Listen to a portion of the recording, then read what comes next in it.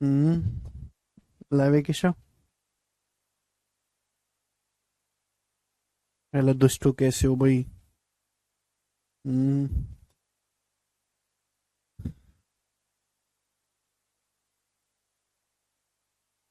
Hello भाई, क्या आपको मेरी आवाज आ रही है स्टूडेंट्स? तो 3 दिन की बहुत लंबी छुट्टियों के बाद हमारी मुलाकात हो रही है। और ज्योमेट्री की हम 7 सीट खत्म कर चुके हैं मेरे दोस्त। ठीक है भाई। और हम पढ़ा रहे हैं इन सेंटर। इन सेंटर में मैंने आपको पिछले क्लास में थ्योरी समझाई थी। इन सेंटर क्या होता है, इन सर्कल क्या होता है, इन रेडियस क्या होती है, इन सेंटर पे एंगल कैसे निकालते हैं। जो भी मैं आपको थ्योरी और कंसेप्ट पढ़ाता हूं वो साथ साथ नोट्स बनाया करो, साथ साथ नोट्स। और अपने को थोड़ा एनर्जेटिक रखो, क्योंकि पढ़ाई आपकी लंबी समय तक चल रही है, क्योंकि पेपर होना है आपका चुनाव के बाद 2024 में। अभी ढीले पड़ जाओगे तो फिर 5-6 महीने तक एनर्जी नहीं रहेगी। ठीक है दोस्तों, आगे चलते हैं। अब सब लोग अपनी कॉपी में हेडिंग डालेंगे, इन रेडियस अंतः त्रिज्या। इन रेडियस, इन रेडियस। सब लोग कॉपी में हेडिंग डालेंगे, इन रेडियस अंतः त्रिज्या कैसे निकालते हैं मेरे प्यारे भाई। किसी भी त्रिभुज की आपके सामने कोई भी त्रिभुज दिया हो, कैसा भी, ठीक है ना, किसी भी त्रिभुज की इन रेडियस हम लोग कैसे निकालेंगे, प्यार से समझने की कोशिश करेगा। सबसे पहले स्टूडेंट ध्यान सुनिएगा, हम आपके सामने एक ट्राइंगल बनाते हैं इस प्रकार से। तो बच्चों, हमने आपके सामने एक त्रिभुज बनाया है, ये ट्राइंगल ए बी सी। ठीक है दोस्त, आप बोलोगे हाँ सर। हर कंसेप्ट को मैं आपको बहुत डिटेल में समझाऊंगा, डिटेल में, जहां जरूरत होगी वहां प्रूफ भी बताऊंगा। ये ट्राइंगल एबीसी का कहलाता है इन सर्कल, एक ऐसा वृत्त जो त्रिभुज की तीनों भुजाओं को अंदर से टच करता हुआ जाता है, हम उसे इन सर्कल या अंतःवृत्त कहते हैं। समझ में आया? आप बोलोगे हाँ जी सर, बिल्कुल सही समझ में आया। और ये इन सर्कल का सेंटर ही कहलाता है इन सेंटर। ठीक है, ठीक है बच्चों, आप बोलोगे हाँ जी सर। ये जो इन सेंटर होता है त्रिभुज की तीनों भुजाओं से बराबर दूरी पर होता है। अब ये जो डिस्टेंस होगी, ये क्या होगी? सर्कल की रेडियस होगी ना, स्मॉल आर। आप बोलोगे हाँ सर, परपेंडिकुलर। यहां पे इसको टच कर रहा है मेरे दोस्तों, तो आप इसको मिलाएंगे मेरे प्यारे भाई, क्या होगा? 90 डिग्री का एंगल होगा मेरे दोस्तों। ये इस सर्कल की रेडियस। आप इसको यहां से मिलाएंगे मेरे प्यारे दोस्तों, या इसको टच करेगा ये 90 डिग्री पे, और ये हो जाएगी इन रेडियस स्मॉल आर। तो मुझे लगता है कि आपको ये बात अच्छी तरीके से समझ में आई है। देखो बच्चों, वर्टेक्स ए के सामने की साइड स्मॉल ए, वर्टेक्स बी के सामने की साइड स्मॉल बी, वर्टेक्स सी के सामने की साइड स्मॉल सी।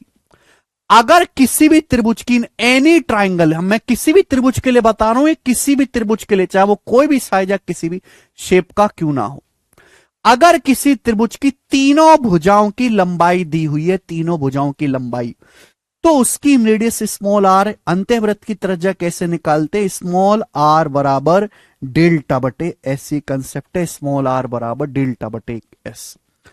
जहां डेल्टा क्या है? डेल्टा जो है वो ट्राइंगल का एरिया है। डेल्टा मतलब area of triangle ABC. Triangle ABC का मेरे दोस्तों एरिया है। और एस क्या है? एस है सेमी पेरीमीटर, अर्ध परिमाप। सेमी पेरीमीटर होता है तीनों साइड को जोड़ के आधा कर दो, ए प्लस बी प्लस सी बटे 2। तो अगर किसी त्रिभुज की तीनों भुजाओं की लंबाई दी हुई है, तो उसकी इन रेडियस अंतःवृत्त की त्रिज्या निकालने के लिए स्मॉल आर बराबर डेल्टा बटे एस कंसेप्ट इस्तेमाल करेंगे। यहां से डेल्टा यानी कि ट्राइंगल का एरिया निकालू, तो डेल्टा बराबर आएगा भी एस की यहां पर गुणा आर इंटू एस। सीधी सीधी गुणा, डेल्टा बराबर आर इंटू एस। ये दोनों ही कंसेप्ट आपको अच्छी तरीके से ध्यान रखने हैं। आर बराबर डेल्टा बटे एस, फिर डेल्टा बराबर क्या हो जाएगा? R into S. अब आप कहोगे सर कैसे आया, क्यों आया, कहां से? तो मेरे दोस्तों, मैं आपको समझाने की कोशिश करूंगा। ये ट्राइंगल का मेरे दोस्तों क्या है, तो आप कहोगे सर ये ट्राइंगल का इन सेंटर है। अब इन सेंटर से मैं तीनों वर्टेक्स को मिला देता हूं, वर्टेक्स बी को, वर्टेक्स सी को, और ये मैंने वर्टेक्स ए को मिलाया। तो मेरे प्यारे दोस्तों, ये बात कहां से आई समझना जरूरी है। तो आपको यहां पर जो ट्राइंगल एबीसी दिखाई दे रहा है, बड़े ट्राइंगल का जो एरिया है वो इन तीनों ट्राइंगल के एरिया के बराबर होगा। भाई ये ट्राइंगल बी आई सी है, ये ट्राइंगल ए आई सी है, ये ट्राइंगल ए आई बी है। यानी कि बड़े त्रिभुज का जो क्षेत्रफल है, अगर मैं इन तीनों त्रिभुज के एरिया को जोड़ दूं तो आ जाएगा triangle B I C plus triangle A I C plus triangle A I B. बोलो हां। आप बोलोगे हां जी सर। भाई बड़े त्रिभुज का जो क्षेत्रफल है इन तीनों त्रिभुजों के एरिया के बराबर है, B I C plus A I C plus A I B. अगर मैं इन तीनों ट्राइंगल के एरिया को जोड़ देता हूं एरिया को, तो बड़े ट्राइंगल का एरिया आ जाएगा। आप बोलोगे हां सर, ए आर मतलब एरिया। क्लियर है? आप बोलोगे हां जी सर, बिल्कुल सही। भाई त्रिभुज एबीसी के एरिया को मैंने क्या मान लिया, डेल्टा। की त्रिभुज एबीसी के एरिया को हम डेल्टा से डिनोट करते हैं, डेल्टा से बराबर। अब बताओ, किसी भी ट्राइंगल का एरिया होता है 1/2 आधार गुणा ऊंचाई।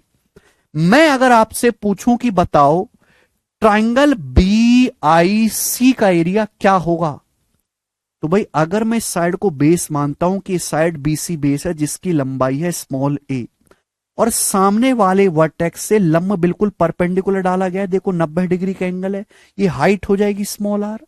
तो एरिया होता है 1/2 आधार गुणा ऊंचाई। तो त्रिभुज बीआईसी का क्षेत्रफल क्या होगा, बेस स्मॉल ए है तो उसके ऊपर हाइट कितने, स्मॉल आर। तो डेल्टा बराबर 1/2 ए इंटू आर। आप बोलोगे हां जी सर, बिल्कुल सही, प्लस। इसी तरीके से अगर मैं ट्राइंगल ए आई सी का एरिया निकालूं, तो भाई ये साइड है स्मॉल बी और सामने वाले वर्टेक्स से 90 डिग्री का परपेंडिकुलर लंबी तो डाला हुआ है, हाइट हो जाएगी ना। तो इसका एरिया क्या हो जाएगा, 1/2 बी गुणा आर, 1/2 आधार गुणा ऊंचाई। बिल्कुल इसी तरीके से मेरे प्यारे में ए आई बी का, भाई त्रिभुज ए आई बी को देखते हैं तो ये साइड है और सामने वाले वर्टेक्स से लंब डाला हुआ है, भाई रेडियस है वैसे सर्कल के, लेकिन है तो इस त्रिभुज की हाइट। तो आप बोलोगे जी सर 1/2 सी गुणा आर, ये हो जाएगा। आप बोलोगे हां जी सर, ये हो गया, कोई परेशानी नहीं है। ठीक है स्टूडेंट्स, आप बोलोगे जी। अब डेल्टा बराबर, अब आप मुझे खुद बताओ यहां से क्या कॉमन आ गया, तो आप कहोगे सर हर जगह से आर तो कॉमन ही आ गया ना, आर ब्रैकेट में क्या बचेगा, यहां a/2, यहां b/2, यहां c/2, a/2 plus b/2 plus c/2, है ना। बटे 2 को एक साथ लिख लेते हैं ना, a/2 plus b/2 plus c/2, R मैंने कॉमन ले लिया। समझ में आगे बात? अरे यहां से a/2 बचा, यहां b/2, यहां c/2, दो मैंने सभी के साथ लिख लिया एक साथ। तो डेल्टा बराबर क्या आ गया मेरे दोस्तों, बताओ, r इंटू, अब ये क्या है, what is this, what is this, ये क्या है, मुझे जवाब दो। भाई अगर किसी त्रिभुज के तीनों भुजाओं का योग होता है पेरीमीटर, पेरीमीटर को 2 से भाग किया गया तो यह सेमी पेरीमीटर, यानी कि एस आ गया। तो डेल्टा बराबर क्या आ गया मेरे प्यारे दोस्तों, यहां पर r इंटू एस। ये त्रिभुज का मेरे दोस्तों क्या बन गया भाई साहब, ये त्रिभुज का ये त्रिभुज का बन गया मेरे दोस्तों डेल्टा बराबर आर इंटू एस, एरिया बराबर इन रेडियस इंटू सेमी पेरीमीटर। यही कंसेप्ट मैंने आपको समझाया था। ठीक है जी, इसी को हम बोलते हैं सेमी पेरीमीटर। सेमी पेरीमीटर क्या होता है, पेरीमीटर का आधा। परिमाप क्या होता है, तीनों भुजाओं को जोड़ दो। अरे सेमी पेरीमीटर क्या आएगा, उसको आध 2 से भाग दे दो। ठीक है भाई, तो यहां से इसका जन्म हुआ है। तो अगर आपको किसी त्रिभुज की प्यारे बच्चे तीनों भुजाएं दी हुई हैं तो उसकी इनरेडियस कैसे निकालेंगे, यहां से स्मॉल आर क्या आएगा, डेल्टा बटे एस, है ना, एस से भाग दे देंगे डेल्टा को। हाँ 1/2 भी कॉमन लिया, 1/2 एक साथ लिख दिया मैंने, a/2 plus b/2 plus c/2। ठीक है भाई, अब पहले इसी कॉन्सेप्ट पे बेस सवाल करेंगे। सवाल नंबर है 11, ये बताओ बच्चों, सिंपल है, बहुत ही सिंपल सवाल बनते हैं। बोला किसी वृत्त का एक त्रिभुज का क्षेत्रफल 15 है, इसकी अंतःवृत्त की त्रिज्या 3 है। बोला है परिमाप, एक त्रिभुज का एरिया, एरिया क्या होता है बच्चों, डेल्टा, डेल्टा आपको दिया है 15। ठीक है, अंतःवृत्त की त्रिज्या, इन सर्कल की रेडियस स्मॉल आर, अंतःवृत्त की त्रिज्या 3, परिमाप पूछा है, मैंने अभी समझाया है कि डेल्टा बराबर होता है दोस्तों आर इंटू एस। यहां से सेमी पेरीमीटर क्या आ जाएगा, डेल्टा बटे आर। डेल्टा तो आपका एरिया 15 है, इन रेडियस आपका 3 है, तो 15/3 5 सेंटीमीटर। तो यानी कि सेमी पेरीमीटर 5 आएगा, आंसर 5 मत मार्क कर दीजिएगा, ये तो सेमी पेरीमीटर आया। परिमाप तो इसका डबल होगा, 5 का डबल 10 सेंटीमीटर। बताओ इससे आसान कोई सवाल बनता है क्या दुनिया में? 5 आंसर नहीं है, 5 तो सेमी पेरीमीटर अर्ध परिमाप आया है। परिमाप तो सेमी पेरीमीटर का डबल करना पड़ेगा, 5 का डबल 10। ये प्री के पेपर का पूछा हुआ सवाल है। और हां जी, प्री के पेपर में इतने आसान सवाल आते हैं। हर सवाल मुश्किल नहीं आता ना, मैं आपको हर सवाल मुश्किल करवाता, हम आसान सवाल भी करते हैं, मॉडरेट भी, डिफिकल्ट भी, कि पेपर में तीनों ही टाइप के सवाल आते हैं। कोई सवाल 2 सेकंड में हो जाता है, कोई 20 सेकंड में, कोई सवाल 2 मिनट लेता है सॉल्व होने में। ठीक है भाई, जैसे इंसान अमीर गरीब है वैसे ही सवाल भी अमीर गरीब होते हैं। चलो बताओ अगला क्वेश्चन, 2018 डी।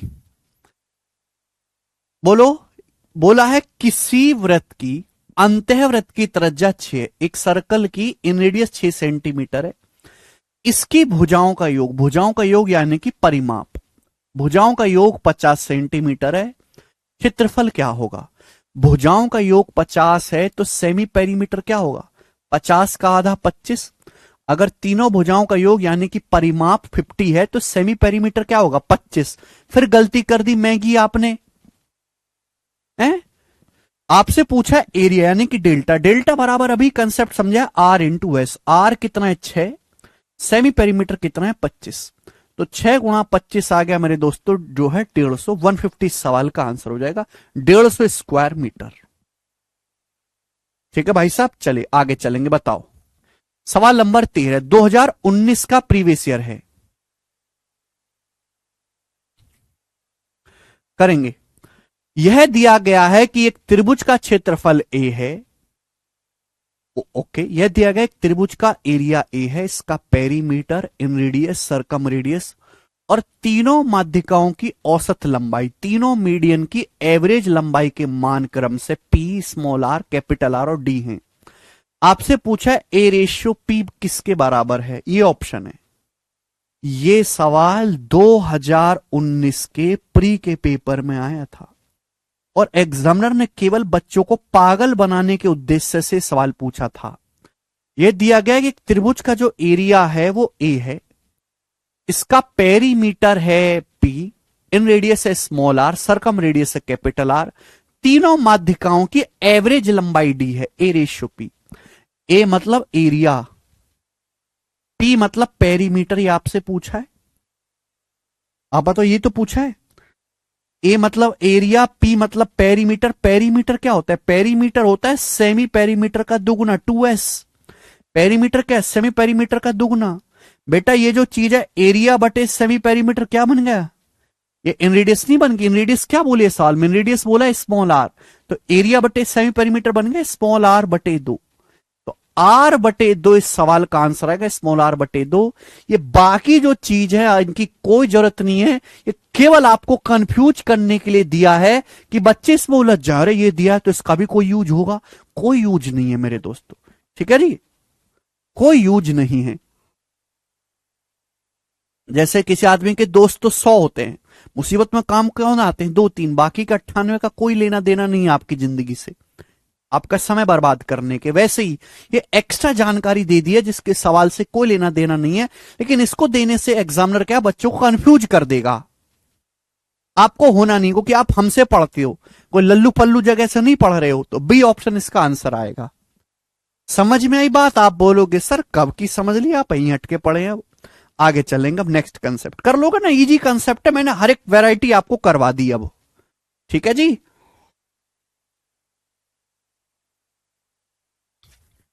चलो आगे चलते हैं। तो मैंने आपको किसी भी ट्राइंगल के लिए, आड़ा टेढ़ा काला भेड़ा कैसा भी ट्राइंगल हो, किसी भी त्रिभुज के लिए, ठीक है ना, इन रेडियस निकालने का कंसेप्ट समझा दे, स्मॉल आर बराबर डेल्टा बटे एस। लेकिन हमारे पास देखो 2 ट्राइंगल स्पेशल है जिनको अलग से कोने में ले जाके जद दी जाती है, कोने में ले जाके। एक तो राइट एंगल ट्राइंगल और एक इक्विलेटरल ट्राइंगल, एक तो समकोण त्रिभुज और एक समबाहु त्रिभुज। तो हम इन दोनों को स्पेशली पढ़ेंगे, इनके बारे में और डिटेल में पढ़ेंगे। समझ में आया? आप बोलोगे हां जी सर बिल्कुल सही। मैं कंसेप्ट चेंज नहीं कर रहा, अभी टाइप चेंज नहीं कर रहा। मैंने आपको पढ़ाया है कि किसी भी ट्राइंगल के लिए उसकी इन रेडियस निकालने का तरीका है स्मॉल आर बराबर डेल्टा बटे एस। लेकिन अगर कोई ट्राइंगल राइट एंगल है तो राइट एंगल ट्राइंगल की इन रेडियस निकालना और ज्यादा आसान होता है, उसमें आपको ये एरिया पेरीमीटर निकालने की जरूरत नहीं पड़ेगी। सुनिएगा मेरे प्यारे भाई, राइट एंगल ट्राइंगल समकोण त्रिभुज की इन रेडियस है, समकोण त्रिभुज की इन रेडियस। ठीक है बच्चों, सुनिए मेरे दोस्त, मेरे प्यारे भाई, हम आपके सामने बच्चों एक समकोण त्रिभुज बनाते हैं इस प्रकार से। बच्चों मैंने आपके सामने एक राइट एंगल ट्राइंगल बनाया, राइट एंगल ट्राइंगल। ठीक है भाई, आप बोलोगे सर बहुत बढ़िया बनाया आपने। और ये है इस ट्राइंगल का, सॉरी, ये इस ट्राइंगल का इनसर्कल यानी कि अंतःवृत्त है। ये इस त्रिभुज का इनसर्कल है जो तीनों भुजाओं को टच कर रहा है। बिल्कुल कोई भेदभाव नहीं कर रहा, हर किसी से टच कर रहा है भैया, हर किसी से अफेयर है इसका। आप बोलोगे हाँ जी सर। तो राइट एंगल ट्राइंगल है मेरे प्यारे भाई, समकोण त्रिभुज, जिसमें ये वाला एंगल जो बच्चों 90 डिग्री का है, ये एंगल 90 डिग्री का है। ठीक है ना, आप बोलोगे हाँ जी सर 90 डिग्री का। मैं इसको नाम भी दे देता हूं, क्या नाम दे दें बताओ इसको, कोई नाम दे दें क्या? चलो कोई नाम नहीं देते भैया। और ये इसका इनसर्कल है जो तीनों साइड को टच कर रहा है, और ये हो गया मेरे दोस्तों इसका इन सेंटर, इन सेंटर। ठीक है ना, चले अब इसको समझने से पहले हमें एक कंसेप्ट जानना पड़ेगा। जैसे दोस्तों आपके पास एक सर्कल है, जब हम सर्कल पढ़ेंगे तो अलग से बात जानेंगे इस बात को, लेकिन ऐसा नहीं है कि हम इन सर्कल पढ़ रहे हैं तो बाकी चीज को इग्नोर कर दिया जाए। अगर सर्कल के बाहर किसी पॉइंट से सर्कल पर दो स्पर्श रेखाएं खींची जाती है, सर्कल के बाहर किसी पॉइंट से खींची गई स्पर्श रेखाएं एक दूसरे के बराबर होती हैं, इक्वल। जैसे सर्कल है, इस सर्कल के बाहर कोई पॉइंट है P, ये सर्कल है, सर्कल के बाहर कोई पॉइंट है, कोई बिंदु है P। पॉइंट P से सर्कल पर दो स्पर्श रेखाएं खींची जो सर्कल को बिंदु A और पॉइंट B पर टच करती हैं, तो PA और PB की जो लंबाई होगी वो इक्वल होगी।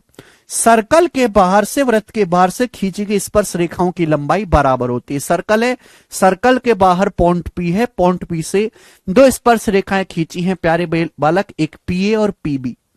स्पर्श रेखाएं जानते हैं जो सर्कल को केवल एक ही बिंदु पर आहा टच करती हुई निकल जाए, ज्यादा करना बस टच करते हुए निकल जाए।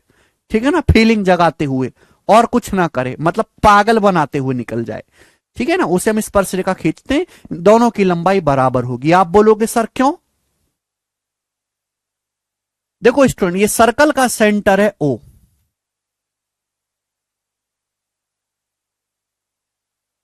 ठीक, मैं कारण भी समझाऊंगा। देखिए अगर मैं O से P को मिलाऊंगा, O से P को मिला सकते हैं, कोई परेशानी नहीं, O से P को।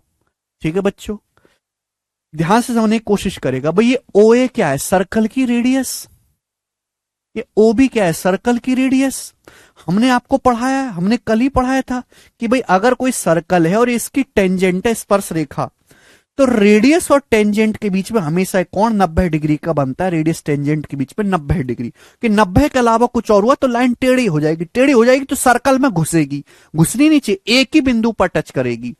तो भाई ये स्पर्श रेखा, ये रेडियस है, तो ये एंगल 90 डिग्री का होगा, ये एंगल भी 90 डिग्री का होगा। आप बोलोगे हाँ जी सर बिल्कुल होगा, एक पैसे का डाउट नहीं।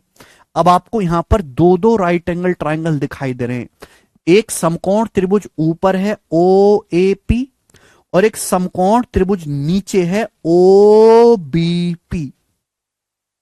ये दोनों ट्राइंगल समकोण हैं, दोनों एक दूसरे के कॉन्ग्रुएंट सर्वांग सम है। कैसे?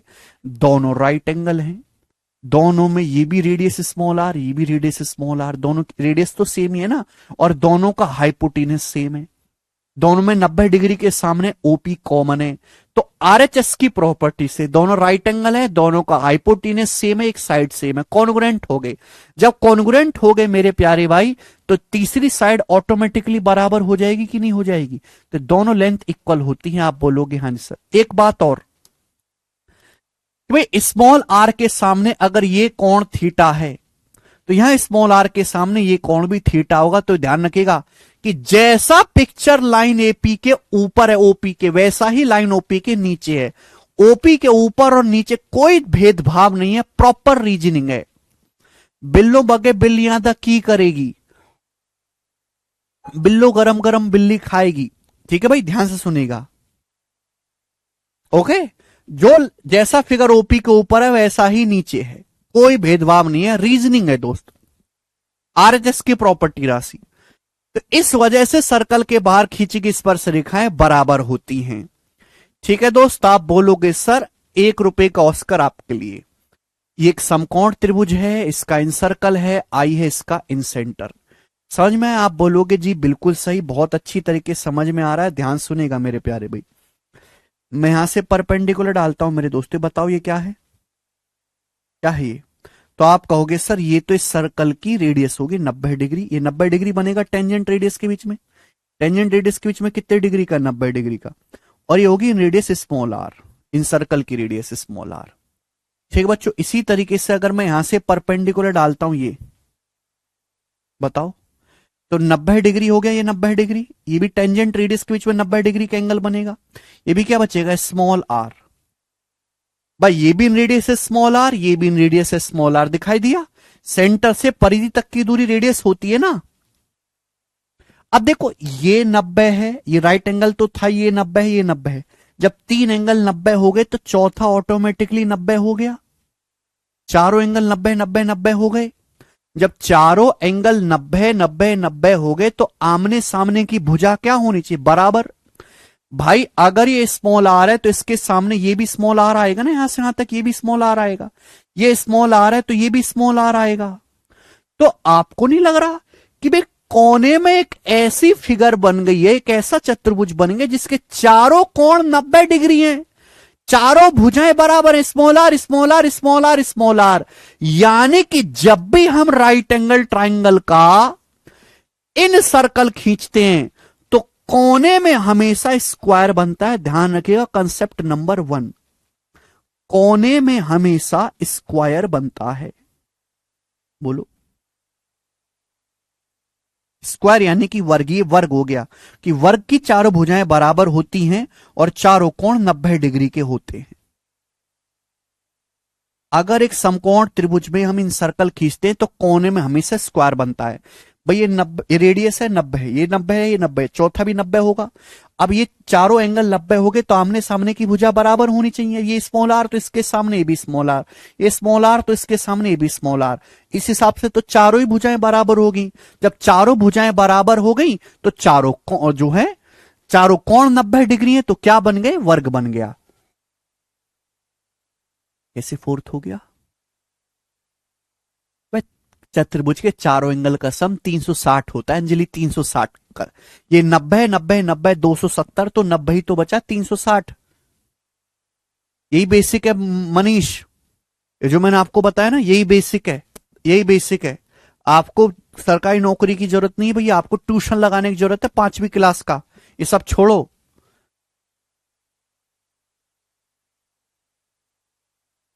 अबे 3 एंगल 90 है तो चौथा ऑटोमेटिकली 90 नहीं हो जाएगा? चारों कोणों का योग किसी भी चतुर्भुज में 360 डिग्री होता है, पढ़ाया नहीं है क्या? अरे भाई ये टेंजेंट है, ये रेडियस और टेंजेंट के बीच में ये 90 है, ये राइट एंगल ट्राइंगल है, ये 90 है, ये भी 90 टेंजेंट रेडियस के बीच में, तो चौथा भी 90 डिग्री बचा। ठीक है, इतना टाइम नहीं भाई, इस हिसाब से कभी नहीं कर पाएंगे हम सिलेबस खत्म। तो ये कोने में हमेशा स्क्वायर बनता है, ध्यान रखिएगा। ठीक है दोस्त, आप बोलोगे जी बिल्कुल सही, कोई तकलीफ नहीं। आगे चलो अब तुरंत, मरो मत बिल्कुल भी जानवरों की तरह, बिल्कुल पढ़ते ही नहीं है कुछ भी। चलिए भाई, राइट एंगल ट्राइंगल की इसको ये मैंने मान लिया परपेंडिकुलर है भाई, और ये बेस है, और 90 डिग्री के सामने हाइपोटीनस है, हाइपोटीनस कर्ण, हाइपोटीनस कर्ण।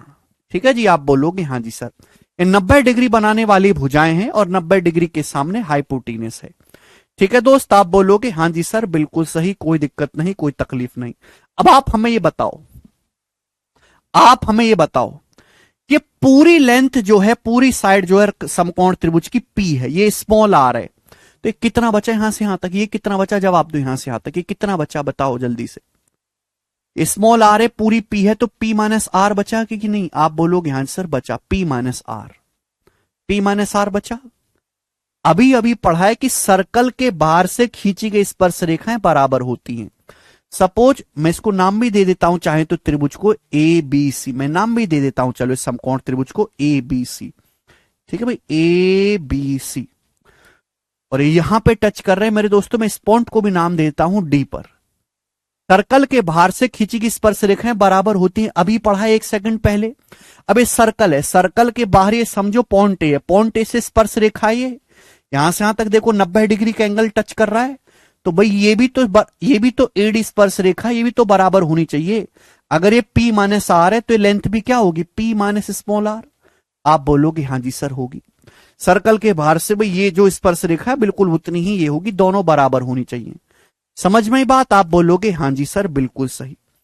बिल्कुल इसी तरीके से भाई इस समकोण त्रिभुज की ये भुजा B है, ये स्मॉल r है, तो आप हमें बताओ ये लेंथ कितनी बची, यहां से यहां तक ये लेंथ कितनी बची, ये लेंथ कितनी बची? तो आप कहोगे सर ये लेंथ होगी B माइनस आर, B में से स्मॉल r घटा दीजिए।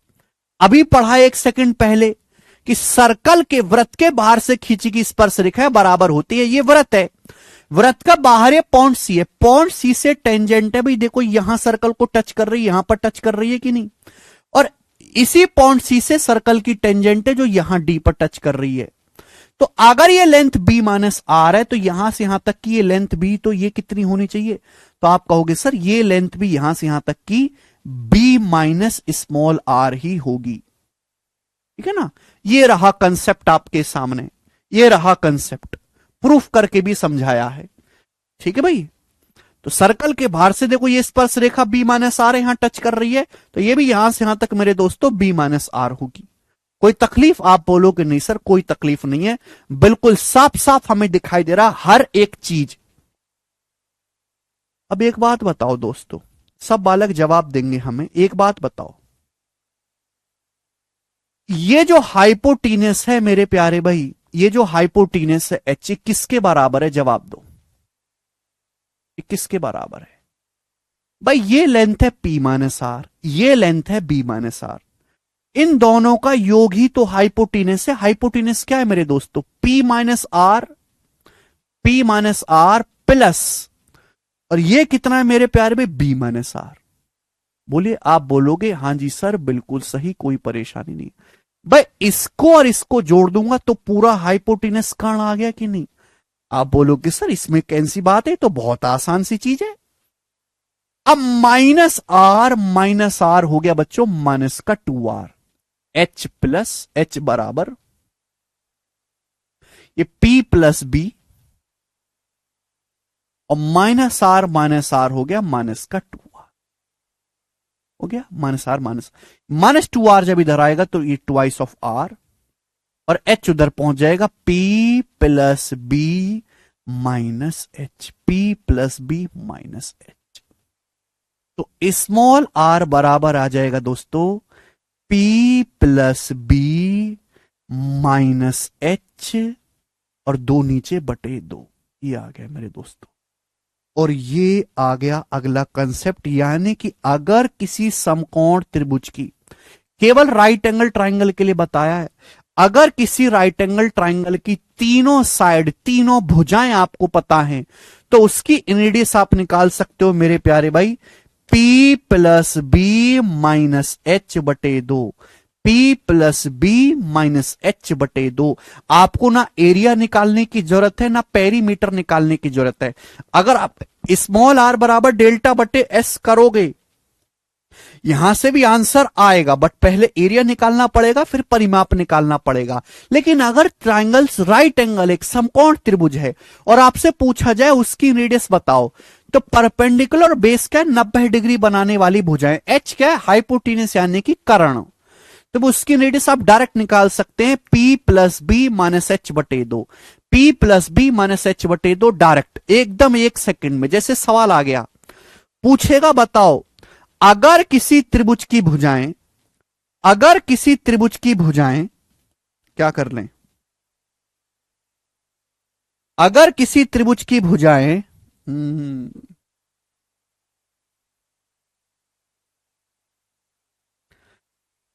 13, 84, 85 हैं, अगर किसी त्रिभुज की भुजाएं 13, 84, 85 हैं, तो आप मुझे बताओ उस त्रिभुज की इन रेडियस अंतःवृत्त की त्रिज्या क्या है, उस त्रिभुज की इन रेडियस क्या है, ये सवाल आ गया कि भाई अगर किसी त्रिभुज की भुजाएं 13, 84, 85 हैं तो इस त्रिभुज की इन रेडियस क्या है, अंतःवृत्त की त्रिज्या। तो भाई 13, 84, 85 तो एक ट्रिपलेट है, मैंने आपको लिखवाया है, ये एक पाइथागोरन ट्रिपलेट है, ये एक राइट एंगल ट्राइंगल है, समकोण त्रिभुज जिसमें भुजा सबसे बड़ी है, हाइपोटेनस है। तो इसकी रेडियस क्या आएगी, तो आप डायरेक्ट निकाल लोगे 13 + 84 - 85, यानी कि ये आ गया जी 13 - 1 12, 12/2 6, इन रेडियस 6 सेंटीमीटर आ गई और आपको मात्र 1 सेकंड का समय लगेगा, 1 सेकंड का। ठीक है ना, आपको एरिया निकालना पड़ा ना पेरीमीटर निकालना पड़ा। ठीक है बच्चों, कोई तकलीफ, आप बोलोगे हाँ जी सर। तो ये कंसेप्ट है मेरे दोस्तों। देखो ये कंसेप्ट स्मॉल r बराबर डेल्टा बटे ऐसे हर ट्राइंगल में लगेगा, लेकिन हमारे पास दो स्पेशल ट्राइंगल जिन्हें हमें ज्यादा प्रेम है, समकोण त्रिभुज और समबाहु त्रिभुज। तो इनसे हम खुल के बात करते हैं, इनको हम खुलकर पढ़ते हैं और डिटेल में जानते हैं इनके बारे में। समझ में बात? ठीक है भाई, वैसे हमारा काम इसी फॉर्मूले से चल जाएगा। हमने ये क्यों जाना, ये इसलिए जाना मेरे दोस्तों जिससे कि हम और जल्दी निकाल पाए राइट एंगल ट्राइंगल की रेडियस। स्मॉल आर अगर किसी समकोण त्रिभुज की भुजाएं पी बी और हाइपोटेनस एच है तो उसकी radius P plus B -h/2 Vishal. सभी बच्चों को समझ में आया तो कमेंट में यस लिखेंगे, अगर समझ में आया तो कमेंट में यस लिखेंगे बच्चों, यस। नहीं एग्जैक्ट वैल्यू है अंजलि, लेंथ है। चलिए मैं इसकी, देखो कोने में हमेशा स्क्वायर बनता है, ये ध्यान रख, ये बात ध्यान रखिएगा मेरे दोस्तों। आगे चलते हैं, केवल इसके आगे भी मैं आपको कंसेप्ट समझाऊंगा मेरे दोस्तों। ये आई क्या है मेरे दोस्तों, आई है इन सेंटर यानी कि अंतः केंद्र। ये समकोण त्रिभुज का इन सेंटर अंतः केंद्र है। ठीक है भाई, ये राइट एंगल ट्राइंगल का जो बी है ना, ये ऑर्थो सेंटर है, लंब केंद्र, ऑर्थो सेंटर। ये मैं आगे पढ़ाऊंगा आगे अगली शीट में, लेकिन अभी के लिए आप ये ध्यान रखो कि समकोण त्रिभुज का जो ऑर्थो सेंटर होता है, जो लंब केंद्र होता है, वो 90 डिग्री वर्टेक्स पर यही होता है, पॉइंट बी पर। ये लंब केंद्र है मेरे दोस्तों, लंब केंद्र, लंब केंद्र इन सेंटर अंतः केंद्र। बात समझ में आई? तो राइट एंगल ट्राइंगल का जो ऑर्थो सेंटर होता है, ये मैं आगे पढ़ाऊंगा क्या होता है, क्यों होता है, नहीं जानना है, भाड़ में जाए। बस ये ध्यान रखना है कि राइट एंगल ट्राइंगल का ऑर्थो सेंटर 90 डिग्री वर्टेक्स पे होता है। आगे मैं बता दूंगा क्यों होता है, कब होता है, अभी जानने की जरूरत नहीं है। जरूरी कि सारे प्राण अभी निकाले जाएं। ऑर्थो सेंटर लंब केंद्र, ये ऑर्थो सेंटर है, इन सेंटर है। तो अब बताओ इन दोनों के बीच की दूरी क्या होगी, ये दूरी कितनी होगी, जवाब दो, ये दूरी कितनी होगी, ये दूरी कितनी होगी बताओ, ये दूरी यहां से यहां तक की, बोलिए। यानी कि समकोण त्रिभुज में, मैं केवल राइट एंगल ट्राइंगल के लिए बात कर रहा हूं और किसी के लिए नहीं। Distance between ortho centre and in centre, distance between ortho centre and in centre. Hindi वाले भाई लिखेंगे समकोण त्रिभुज में लंब केंद्र और अंतः केंद्र के बीच की दूरी, लंब केंद्र है बी, अंतः केंद्र होता है आई। लंब केंद्र और अंतः केंद्र के बीच की दूरी बी आई, लंब केंद्र और अंतः केंद्र के बीच की दूरी, ये क्या है, ये इस स्क्वायर का डायगोनल या विकर्ण ही तो है। इस स्क्वायर का डायगोनल ही तो है। आपको पता होना चाहिए कि अगर किसी स्क्वायर की चारों भुजाएं बराबर हैं तो इसका जो विकर्ण होता है पाइथागोरस से √2a होता है, √2a पाइथागोरस से √2a। तो भाई ये भी तो कोने में हमेशा स्क्वायर बनता है। अगर मैं राइट एंगल ट्राइंगल का इन सर्कल खींचूंगा तो कोने में हमेशा स्क्वायर वर्ग बनता है। तो स्क्वायर का डायगोनल ही तो हो गया ये भाई, चारों भुजाएं बराबर है, स्मॉल आर, चारों कोण 90 है, तो डायगोनल कितना हो जाएगा, √2r, साइड का √2 गुना, यानी कि √2r। ये कंसेप्ट बन गया मेरे दोस्तों, सब लोग इसे अपनी कॉपी में उतार लीजिए, √2r।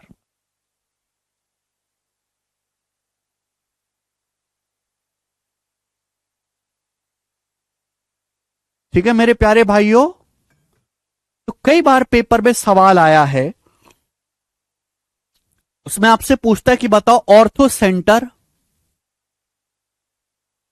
सेंटर और इन सेंटर के बीच की दूरी क्या होगी राइट एंगल ट्राइंगल में, है ना। लंब केंद्र, हिंदी वाले भाई लिखेंगे लंब केंद्र और अंतः केंद्र के बीच की दूरी, ठीक है ना। √2r क्या होती है, √2r। √2r क्यों होती है, मैंने आपको कारण समझाया। √2r आप बोलोगे हाँ जी सर बिल्कुल सही, कंसेप्ट एकदम क्लियर है, कोई परेशानी नहीं, सब कुछ साफ साफ दिखाई दे रहा है। √2r। आगे चलते हैं, पहले जो है, तो पहले ये मैं आगे कंसेप्ट भी बता देता हूं, फिर एक साथ ही सवाल करवाएंगे। तो ये मैंने आपको कंसेप्ट समझा राइट एंगल ट्राइंगल के। अब दूसरा हमारे फेवरेट ट्राइंगल है इक्विलेटरल ट्राइंगल, समबाहु त्रिभुज। दूसरा क्या है मेरे दोस्तों हमारे पास, इक्विलेटरल ट्राइंगल। इक्विलेटरल ट्राइंगल,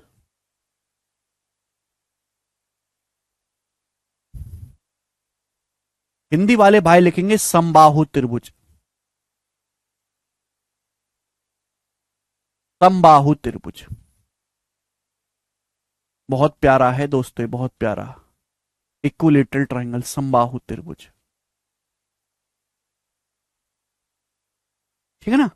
मैं आपको कुछ ऐसी बातें भी बताऊंगा जो आगे की शीट में डिटेल में बताऊंगा, ठीक है जी, ध्यान से सुनिएगा। बच्चों हम आपके सामने, स्टूडेंट हम आपके सामने जो है इस प्रकार से एक इक्विलेटरल ट्राइंगल, एक समबाहु त्रिभुज बनाते हैं। इक्विलेटरल ट्राइंगल है मेरे प्यारे भाई, इक्विलेटरल ट्राइंगल है, इसकी तीनों भुजाएं बराबर हैं।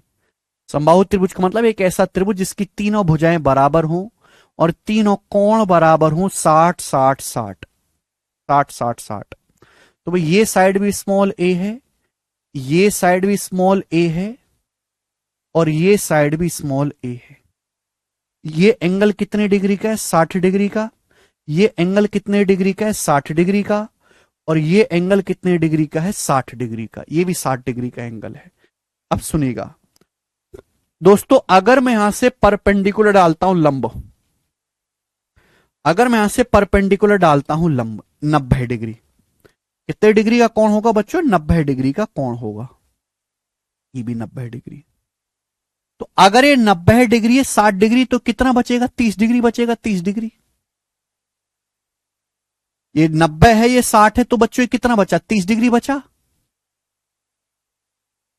ये लाइन है एडी, मैंने लंब डाला। तो आप हमें खुद बताओ कि भाई ये इक्विलेटरल ट्राइंगल की साइड है, ये इक्विलेटरल ट्राइंगल की जो है मेरे दोस्तों साइड है, ये इक्विलेटरल ट्राइंगल की साइड है, यहां से यहां तक स्मॉल ए, स्मॉल ए। समझ में आया। आपको यहां पे दो दो राइट एंगल ट्राइंगल दिखाई दे रहे हैं, थोड़ा तेजी में जानेंगे, दोनों ही कॉन्ग्रुएंट है, दोनों राइट एंगल ट्राइंगल है, दोनों 30 60 90 30 60 90। समबाहु त्रिभुज का हर एक भुजा बराबर, हर एक कोण 60 60 60 डिग्री का होता है। तो मैंने परपेंडिकुलर डाला है, ये लाइन एल्टीट्यूड भी है, ये लाइन एंगल बाइसेक्टर भी है, ये दोनों ट्राइंगल सर्वांग सम है, तो जो बीडी होगा वही डीसी होगा। यानी कि अगर ये भुजा स्मॉल ए है तो ये कितना आएगा, a/2। ये कितना आएगा मेरे दोस्तों, स्मॉल a/2। और यानी कि ये लाइन आपकी माध्यिका भी है। सारे काम ये अकेले लाइन करते, लिख लो चाहे। समकोण त्रिभुज में यही लाइन एंगल बाइसेक्टर है, यही लाइन माध्यिका भी है, यही लाइन हाइट भी है, यही साइड बीसी का परपेंडिकुलर बाइसेक्टर भी है, लंब समद्विभाजक भी है साइड बीसी का। चारों काम ये अकेली ही लाइन करती है। अगर किसी समबाहु त्रिभुज में मैं यहां से भी खींचता हूं ना, मैं इस वाले वर्टेक्स से भी अगर मैं हाइट खींचता हूं, तो यही लाइन एंगल बाइसेक्टर भी होगी, यही माध्यिका भी होगी, यही आपका हाइट भी होगी, यही भुजा का लंब समद्विभाजक भी होगी।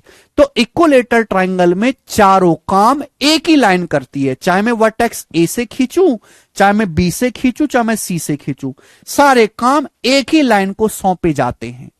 समझ में आई बात। आप बोलोगे हां जी सर समझ में आई है, ठीक है भाई। तो आप मुझे बताओ कि ये जो लाइन एडी है, ये जो लाइन एडी है, ये समबाहु त्रिभुज की हाइट भी है, यही समबाहु त्रिभुज की माध्यिका भी है, मीडियन भी है, यही कोण समद्विभाजक भी है, सब कुछ यही है। इसको हम h से डिनोट कर लेते हैं, h से। बताओ इसकी लेंथ क्या होगी h से, इसकी वैल्यू क्या होगी? मैं h से डिनोट करता हूं, आप मुझे जवाब दीजिएगा बच्चों, इसकी वैल्यू क्या होगी h से? बताओ क्या होगी? जो कौन सा वाला रिजल्ट आया है? कॉन्ग्रुएंट है, दोनों ट्राइंगल एडीसी एडीबी सर्वांग सम है। ठीक है भाई, हमने हाइट डाला है, ये 90 है, ये 60, तो 30 डिग्री बचा। 90 60 30 डिग्री, दोनों ट्राइंगल सर्वांग सम हो गए। ठीक है भाई, ये a/2 हो जाएगा, ये भी a/, स्मॉल है, आधा आधा हो जाएगा, ये भी a/2 ये भी a/2। तो मैं आपसे जानना चाहता हूं कि ये एडी की वैल्यू क्या होगी स्मॉल a की टर्म में? बताओ बच्चों, हमने आपको 30 60 90 पढ़ाया है, अब तक वैसा आप भूल चुके होगे, इतने आपको याद रखने की जरूरत आदत नहीं इतने दिन। 30 60 90 बहुत स्पेशल ट्राइंगल है, 30 60 90 है। 30 डिग्री के सामने 1 होता है, 60 के सामने √3 होता है, 90 के सामने 2 होता है, ये तो कहानी चलती है। तो अगर यहां पे 30 डिग्री के सामने a/2 है, तो 60 डिग्री के सामने √3 गुना होगा। 60 डिग्री के सामने होगा √3 गुना, a/2 का √3 टाइम्स होगा। √3 टाइम्स आप बोलोगे हाँ जी सर, √3 a/2, यानी कि हाइट होगी समबाहु त्रिभुज की हाइट √3/2a, ये हाइट होगी √3/2a। बात समझ में आई? आप बोलोगे हाँ जी सर बिल्कुल सही। अबे 30 डिग्री के सामने अगर a/2 है, तो 60 डिग्री के सामने a/2 का √3 गुना होगा, तो √3 a/2। यानी कि अगर किसी इक्विलेटरल ट्राइंगल की साइड a है, तो उसकी हाइट बोले या मीडियन पूछे या एंगल बाइसेक्टर पूछे, सब √3/2a होगा, √3/2a। अगर मैं यहां से समबाहु त्रिभुज का एरिया या आपसे क्षेत्रफल निकालने को कहूं, तो एरिया क्या आएगा भाइयों? एरिया होता है 1/2 आधार गुणा ऊंचाई। अब आधार कितना है? a, बेस कितना है? a, और इसके ऊपर हाइट कितनी है? सामने वाले वर्टेक्स से परपेंडिकुलर हाइट ही तो है। हाइट मैंने अभी निकाली √3/2a, तो बच्चों क्या आएगा? ये √3 a गुणा a हो जाएगा a², नीचे हो जाएगा 4, √3/4 a²। ये समबाहु त्रिभुज का एरिया यानी कि क्षेत्रफल आ गया एरिया। बात क्लियर है? आप बोलोगे हां जी सर बिल्कुल सही।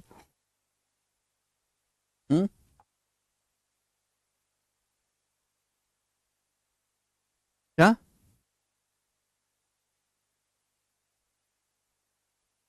एक सेकंड दिखाना, क्या कह रहे हैं? ये समझ में नहीं आया? अबे क्या समझ में नहीं आया? क्या समझ नहीं आया? समकोण समबाहु त्रिभुज का क्षेत्रफल √3/4 a²।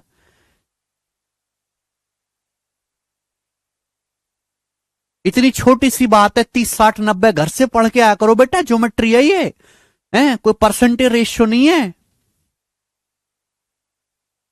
30 डिग्री के सामने अगर 1 है आंचल, तो 60 डिग्री के सामने √3 होता है, √3। पढ़ा चुका हूं मैं ऑलरेडी साइन रूल में, जरूरत है रमन?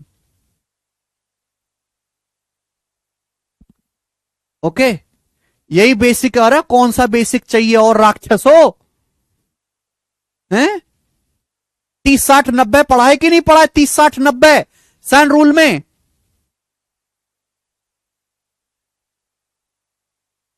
ये पूरा ए है ना, ये a/2 है, a/2 हो जाएगा। नहीं समझ सकते, ताकत नहीं है समझने की, तो रट लो अब। ठीक है भाई, इससे नीचे कुछ नहीं है, भाड़ में जाओ। और तो ये अगर किसी संभव त्रिभुज की भुजा ए है, तो एरिया बराबर 1/2 बेस ए, हाइट √3/2 है। सब कुछ पता होना चाहिए जो भी अभी तक पढ़ाया है। ठीक है भाई, 30 60 90 ट्राइंगल पढ़ाया कि नहीं? याद है 30 60 90? अब घर से पढ़ के क्यों नहीं आते हो भाई? समबाहु त्रिभुज की ऊंचाई हाइट तक नहीं निकाल सकते तुम लोग? पाइथागोरस से भी निकाल सकते हैं, ये मैंने और इजी करके आपको बताया है। चलिए, ये आ गया एरिया। अब ध्यान से सुनेगा मेरे दोस्तों, ध्यान से। समबाहु त्रिभुज जो है वो चारों तरफ से सिमेट्रिक होता है। ठीक है भाई, एक बार कमेंट दिखाना, इसको आगे करना रिफ्रेश। ठीक है भाई। देखो, समबाहु त्रिभुज में चारों काम एक ही लाइन करते, ये लाइन एंगल बाइसेक्टर है, यही माध्यिका है, यही परपेंडिकुलर है, यही साइड का लंब समद्विभाजक है। ठीक है ना। इसी तरीके से मैं यहां से खींचूंगा तो यही लाइन मेरे दोस्तों आपकी, यही लाइन आपकी माध्यिका भी होगी, है ना, यही मीडियन भी होगी, यही एंगल बाइसेक्टर भी होगी, सब कुछ ही होगा। तो आइस इक्विलेटरल ट्राइंगल के समबाहु त्रिभुज के चारों ही सेंटर एक जगह होते हैं, चारों सेंटर एक ही जगह होते हैं। आपका इन सेंटर, आपका सरकम सेंटर, आपका सेंट्रॉइड और ऑर्थो सेंटर, चारों सेंटर एक ही जगह होंगे, चारों सेंटर एक ही जगह होंगे मेरे दोस्त।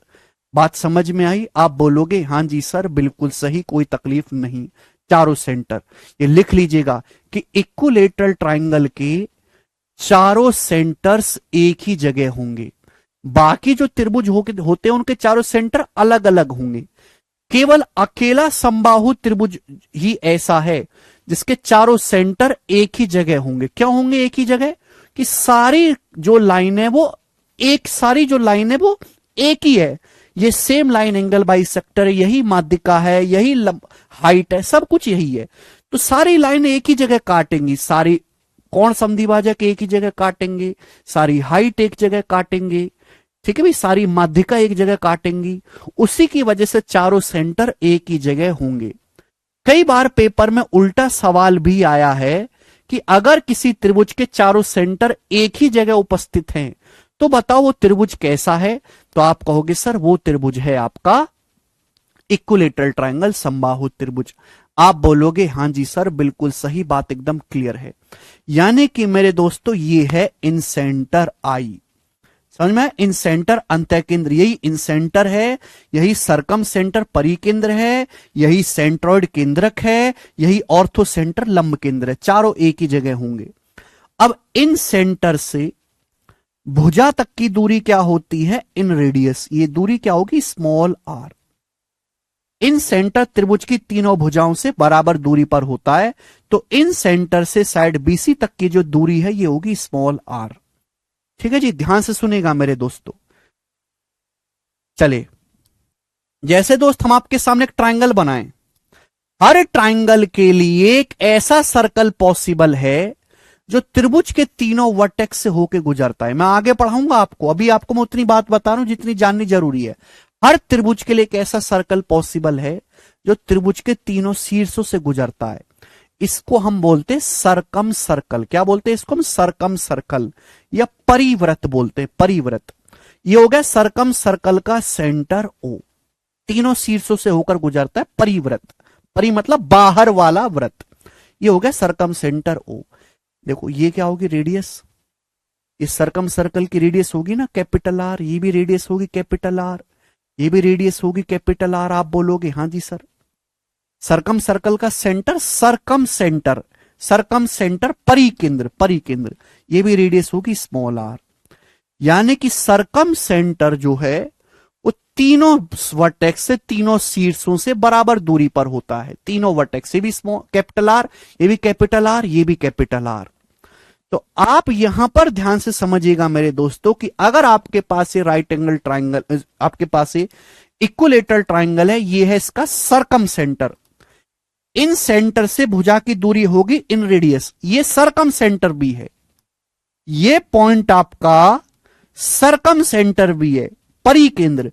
और परिकेंद्र से वर्टेक्स तक की जो दूरी है, परिकेंद्र से शीर्ष तक की जो दूरी है, ये वाली, ये दूरी क्या होगी मेरे दोस्तों? ये दूरी हो गई है सरकम रेडियस कैपिटल आर। आप बोलोगे हां जी सर बिल्कुल सही, कोई परेशानी नहीं, सरकम रेडियस कैपिटल आर।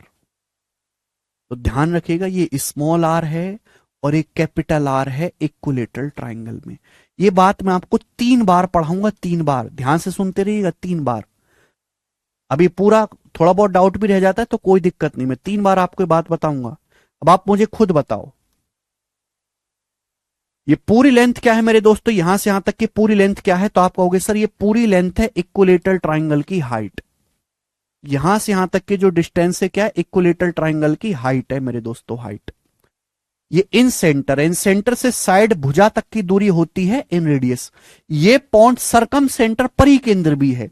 सरकम सेंटर से वर्टेक्स तक की दूरी होती है सरकम रेडियस, कैपिटल आर, परित्रज्या। ये अंतः त्रिज्या, ये परित्रज्या, स्मॉल आर, ये कैपिटल आर। स्मॉल आर अंदर वाले सर्कल की रेडियस, कैपिटल आर बाहर वाले सर्कल की रेडियस, केवल इतना ही फर्क है। नाउ ये जो पॉइंट है आपका सेंट्रॉइड यानी कि केंद्रक भी है। अब सेंट्रॉइड क्या होता है? सेंट्रॉइड, ठीक है, थोड़ी थोड़ी इन चीजों की जरूरत पड़ेगी, बहुत ज्यादा जरूरत नहीं पड़ेगी, थोड़ी थोड़ी।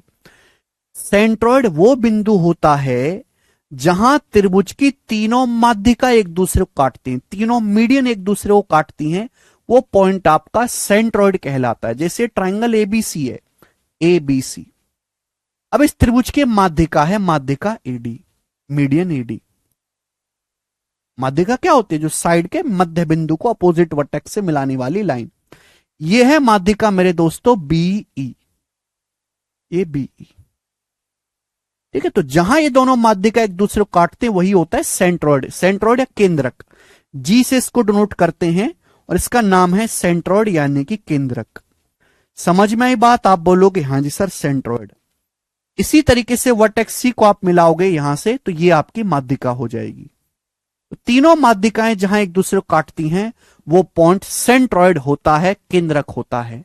समझ में आई बात? आप बोलोगे जी बिल्कुल सही, कोई तकलीफ नहीं। अब नेक्स्ट एक बात जो आपको जाननी है, दोनों कंसेप्ट मैंने अभी पढ़ाए नहीं है बट इनका इस्तेमाल होगा, इसलिए मैं आपको लिख रहा हूं। कब, क्यों, कहां, कैसे नहीं जानना, बस आपको याद रखना है। ये सेंट्रॉइड है। सेंट्रॉइड हमेशा माध्यिका को 2:1 में बांटता है। सेंट्रॉइड हमेशा माध्यिका को 2:1 में बांटता है। सेंट्रॉइड है, ऊपर वाली दूरी और नीचे वाली दूरी रेशियो जो होगा हमेशा 2:1 होगा, 2:1। सेंट्रॉइड हमेशा माध्यिका को 2:1 के अनुपात में बांटता है। एजी से जीडी का रेशियो हमेशा 2:1 होगा। अब ये भी आपकी माध्यिका है बच्चों, ये भी माध्यिका है बीई। ये सेंट्रॉइड है, 2:1 में बांटेगा। ऊपर वाली लेंथ बीजी और ये जो नीचे वाली लेंथ है जीई, इनका रेशियो भी 2:1 होगा। एक कंसेप्ट है मेरे दोस्तों कि सेंट्रॉइड हमेशा मीडियन को 2:1 में बांटता है, 2:1 में बांटता है।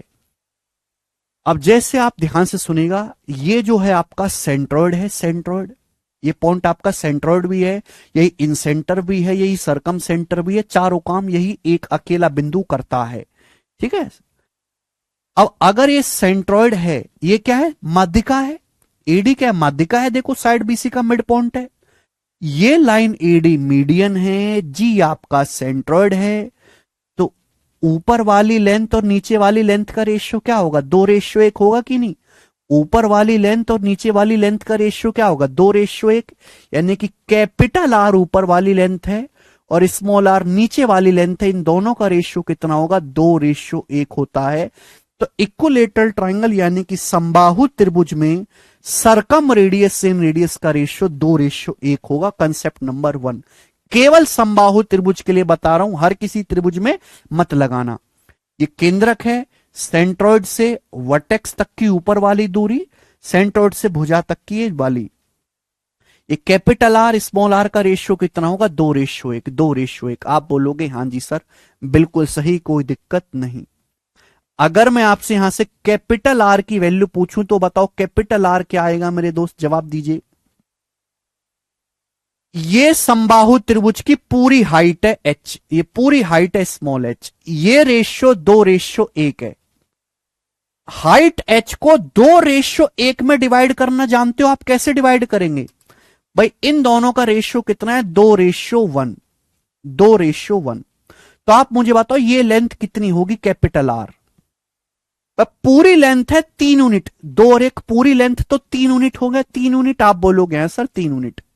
मुझे चाहिए कितना इसमें से? 2 ही चाहिए, 2। यानी कि कैपिटल आर जो होगा वो हाइट का 2/3 होता है। कैपिटल आर जो होता है वो हाइट का 2/3 होता है। मैं आपसे कहूं कि बताओ इन रेडियस स्मॉल आर कितना होगा? इन रेडियस कितनी होगी? अंतःवृत्त की त्रिज्या। ये पूरी हाइट है स्मॉल एच। ये रेशियो कैपिटल आर से स्मॉल आर का, कैपिटल आर से स्मॉल आर का जो रेशियो है 2:1 है। तो पूरी लेंथ कितनी होगी? 3। नीचे क्या लिखते हैं? पूरी लेंथ। पूरी लेंथ 3। हमको चाहिए क्या? Small R. स्मॉल आर कितना है? 1 इंटू हाइट h, यानी कि स्मॉल आर जो होता है वो हाइट का 1/3 होता है। इक्विलेटरल ट्राइंगल की जो इनरेडियस होती है वो हाइट का 1/3 होती है, हाइट का 1/3 होती है। h/3 हद से ज्यादा जरूरी कंसेप्ट है। h/3 आप बोलोगे हाँ जी सर बिल्कुल सही, h/3 h/3 h/3 उतार लीजिए सब लोग अपनी कॉपी में। h है क्या वैसे? h है क्या? √3/2 है। h है क्या वैसे? √3/2 है। √3/2 a। बात क्लियर है? आप बोलोगे हाँ सर √3/2 है, यही तो हाइट की वैल्यू है, समबाहु त्रिभुज की हाइट। अब मैं इसको 3 से भाग दूंगा, 3 से, तो √3 से 3 कट जाएगा √3 बार, यानी कि a/2√3 a/2√3 a/2√3। बोलो बात क्लियर है? a/2√3, √3 से 3 कट जाएगा √3 बार a, और नीचे बचेगा 2√3। तो अगर किसी समबाहु त्रिभुज की भुजा स्मॉल a है तो उसकी इनरेडियस होती है a/2√3 a/2√3 a/2√3 a/2√3। जिस बालक को ये चीज ना समझ में आई हो, जिस बालक को एक नहीं समझ में आया, तो वो दूसरे नॉर्मल तरीके से भी सोच सकता है कि किसी भी त्रिभुज की रेडियस निकालने का तरीका है r बराबर डेल्टा/s। डेल्टा क्या है? डेल्टा होता है एरिया। भाई समबाहु त्रिभुज का एरिया क्या है? √3/4 a²। अब सेमी पेरीमीटर क्या आएगा बच्चों? सेमी पेरीमीटर बताएं तो सेमी पेरीमीटर आएगा भाई तीनों भुजाओं का योग, तीनों भुजाओं के योग का आधा। तीनों भुजाओं का योग पेरीमीटर हो गया, इसका आधा करेंगे तो सेमी पेरीमीटर आएगा। Semi perimeter 3a/2। तो इक्विलेटरल ट्राइंगल का सेमी पेरीमीटर हो गया 3a/2। आ जाएगी रेडियस। अब देखो a से 1 a कट जाएगा, 2 से 4 2 बार कट जाएगा, √3 से 3 √3 बार कट जाएगा। तो ऊपर बचा a, नीचे बचा 2√3 a/2√3। देखो आ गया कि नहीं आ गया? क्लियर है? तो आप यहां से ये तो सीख सकते थे स्मॉल r बराबर a/2√3, लेकिन आपको ये बात समझ में नहीं आती। h/3 ना आपको ये बात समझ में आती, ना आपको ये बात समझ में आती। तो आपको केवल इतनी जानकारी यहां से मिलेगी। पूरी जानकारी में एक रिलेशन बताने के लिए, सब कुछ कनेक्ट करने के लिए मुझे बहुत डिटेल में बताना पड़ा, और ये आगे की 2 चीजें बतानी पड़ी। ठीक है ना? ये क्यों होती हैं, कहां से होती हैं, हम बाद में जानेंगे। अभी के लिए आपको ध्यान रखना है कि सेंट्रॉइड मीडियन को 2:1 में बांटता है, और ये सर्कल की रेडियस सरकम रेडियस कहलाती है। ठीक है भाई?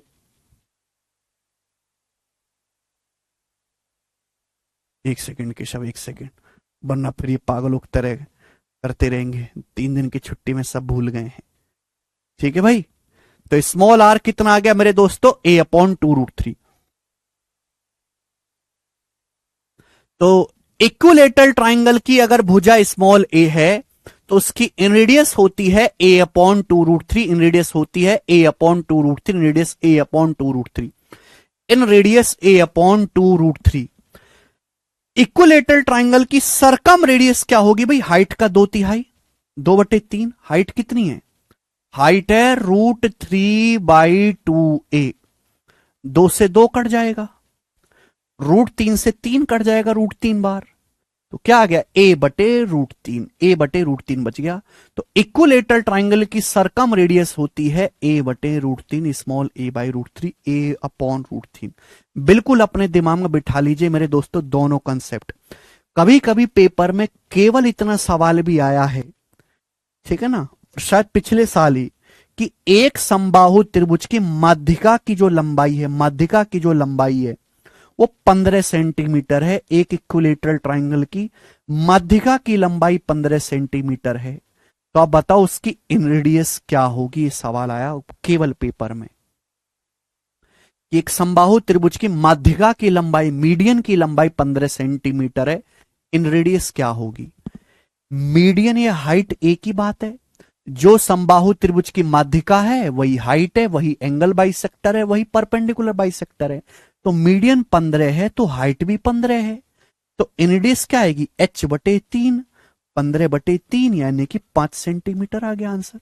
और मात्र 1 सेकंड लगेगा आपको सॉल्व करने में, लेकिन 1 सेकंड को करने के लिए आपको सारे कंसेप्ट जानने पड़ेंगे, सारे के सारे। तो समबाहु त्रिभुज में चीज आसान क्यों है, क्योंकि इसके चारों centre, incentre, circumcentre, centroid, orthocentre एक ही जगह होते हैं। मैंने यहां पे लिख दिया है, बाकी किसी त्रिभुज में ऐसा नहीं होता। अब ये अंतः केंद्र से भुजा तक की दूरी इन रेडियस, ये सरकम सेंटर परिकेंद्र, सरकम सेंटर से शीर्ष तक की दूरी सरकम रेडियस। अब ये सेंट्रॉइड भी है केंद्रक, ये माध्यिका है। सेंट्रॉइड तो माध्यिका को 2:1 में बांटेगा, तो ऊपर वाली कैपिटल आर, नीचे वाली स्मॉल आर का रेशियो 2:1। जब 2:1 में बांटा तो ये हाइट का 2/3 आएगा भाई, पूरी लेंथ है 3, ये दो हाइट का 2/3 हो जाएगा। ये क्या होगा मेरे दोस्तों, हाइट का 1/3 होगा। यहां से हमने कैपिटल आर और स्मॉल आर की वैल्यू निकाल ली।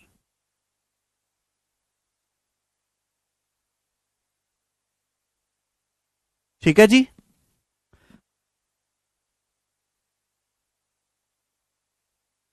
ओके,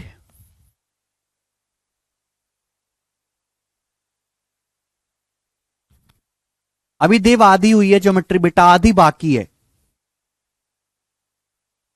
किसी देखो, ज्योमेट्री पढ़ने में हर बच्चे का पेशेंस नहीं है। ज्योमेट्री से पेपर में 4 सवाल आते हैं।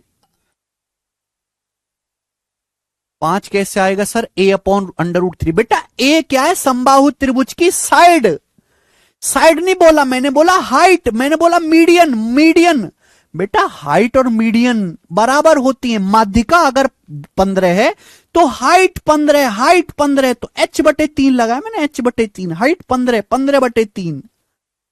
अगर आपसे बोलेगा ना समबाहु त्रिभुज की भुजा जो है वो 15 सेंटीमीटर है, भुजा 15 सेंटीमीटर, अब बताओ इसकी रेडियस क्या होगी, तब मैं ये फॉर्मूला लगाऊंगा।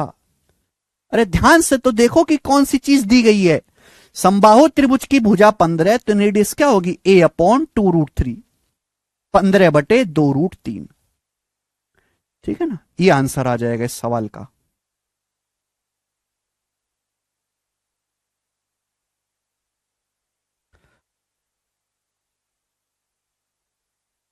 नहीं कपिल स्वामी, तो ढंग से पढ़ा करो। कौन सी चीज दी है, भुजा दी है तो मैं ये फॉर्मूला लगाऊंगा, हाइट दी है तो मैं ये लगाऊंगा, दोनों चीज एकदम अलग अलग हैं। ठीक है जी, चलो अब 1 सेकंड होल्ड करो, केशव पॉज करके बनाएंगे। अरे बफरिंग नहीं हुआ है भाई, सीपीओ का रिजल्ट आया 2023 का। कट ऑफ कितनी गई है जान रहे हो, सीपीओ का पेपर इस बार बहुत ज्यादा आसान नहीं आया था। 2019 के बाद लगातार 3 साल से सीपीओ का पेपर इजी आ रहा था। खैर 2022 में तो पेपर हुआ ही नहीं था कोरोना की वजह से, 21 में सॉरी, लेकिन 2023 का पेपर आप सीपीओ का सॉल्व करके देखिएगा। मैंने अपने टेलीग्राम चैनल पर डाला हुआ, डिस्क्रिप्शन में लिंक पड़ा हुआ है। ठीक है भाई, आप हमारी कोई भी वीडियो देखिएगा उसके हर डिस्क्रिप्शन में लिंक पड़ा हुआ है। तो वहां पे मैंने प्रीवियस ईयर के जो सीपीओ का 2023 का पेपर हुआ उसके questions as it is set wise upload कर दिए हैं। अच्छा पेपर था। उसमें जनरल की जो कट ऑफ गई है ना वो 138 प्लस गई है, 139 के अप्रोक्स में मेल कैंडिडेट की ये कट ऑफ है 138। ये मैं समझा कि कट ऑफ क्वालिफाई कर ले तो नौकरी लग गई।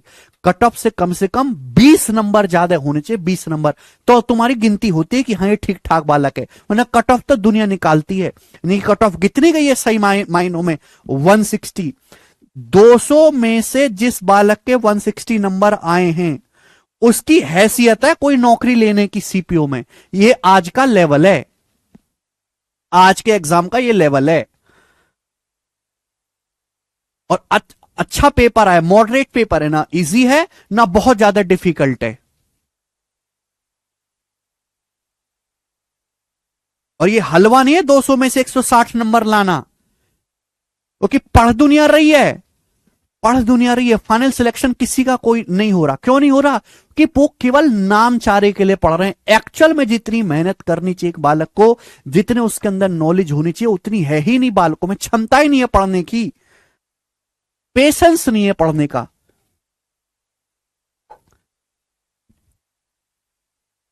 पेशेंस नहीं बिल्कुल भी। आपको केवल सिलेबस खत्म करना है, पढ़ना नहीं है। वह आपके माथे पे, जो माथे पे ये लग जाए सिलेबस खत्म, आप उसके सिलेबस में कितना पढ़ा है, क्या पढ़ा है, कहां छोड़ा है, उससे उनको कोई लेना देना नहीं है।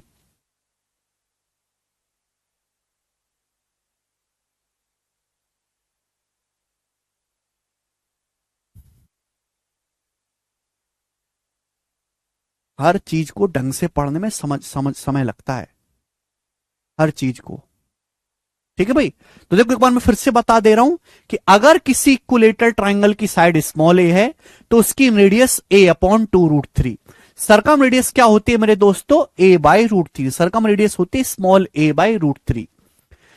सरकम रेडियस से रेडियस का जो रेशियो होता है वो 2:1 होता है। देख रहे हैं इसका डबल है, इसका डबल है, ये आप बोलोगे हाँ जी सर बिल्कुल सही। ये स्मॉल आर, ये कैपिटल आर, इन दोनों का अनुपात 2:1। ठीक है बच्चों, आप बोलोगे हाँ जी सर। तो मैंने आपको सारे कंसेप्ट समझाए। अगर आप फाइनल रिजल्ट भी याद कर लोगे ना फॉर्मूला, तो भी आपका काम चल जाएगा। लेकिन आप पूरी चीज समझते हैं तो आपको भूलोगे नहीं। अगर आप केवल फॉर्मूला याद करोगे तो क्या नुकसान है? बार बार उनको भूलते रहोगे। ठीक है भाई। और पूरा कनेक्ट करके याद करोगे तो आपके दिमाग में ज्यादा क्लियर इमेज बनेगी। चलिए अब हम इस पे बेस सवाल करेंगे। ठीक है बच्चों, आगे चलते हैं नेक्स्ट क्वेश्चन की तरफ। सवाल नंबर है 14, बनाओ। ट्राइंगल पी क्यू आर में angle P Q R 90 degree है, पी क्यू 10 है, पी आर 26 है। तो आपसे पूछा है त्रिभुज के अंतःवृत्त की त्रिज्या क्या होगी, जल्दी से बनाएं। अंतःवृत्त मतलब ये तो राइट एंगल ट्राइंगल है ना, राइट एंगल ट्राइंगल है मेरे दोस्तों। पी क्यू आर ये कितने डिग्री का है? पी क्यू आर 90 डिग्री का बोला है। सवाल के अनुसार पी क्यू 10 है, पी आर 26 है, क्यू आर कितना होगा भाई? हमने आपको पढ़ा है 5, 12, 13 ट्रिपलेट, ये दुगुना है। 5 का दुगुना 10, 13 का दुगुना 26, ये 12 का दुगुना 24, ये 24 आ गया कि नहीं? अब इनरेडियस आपसे पूछे तो इनरेडियस क्या आएगी? P plus B minus h/2। 5, 12, 13 का डबल है ना, 26 की शक्ल देख के पता चल गया। तो 10 प्लस 24 माइनस 26/2। तो 24 माइनस 26 माइनस 10 माइनस 2 8, 8/2 4। तो एनईडीएस आ गई बच्चों 4 सेंटीमीटर। इस सवाल का आंसर है बी ऑप्शन 4। 6 नहीं है बैंगी, गलत कर रहे हो यार। अबे यार नास पिटो, कम से कम देख के तो ठीक कर दिया करो। है? बिल्कुल बुद्धि को बेच खाया है। क्या आंसर है इस सवाल का? 4।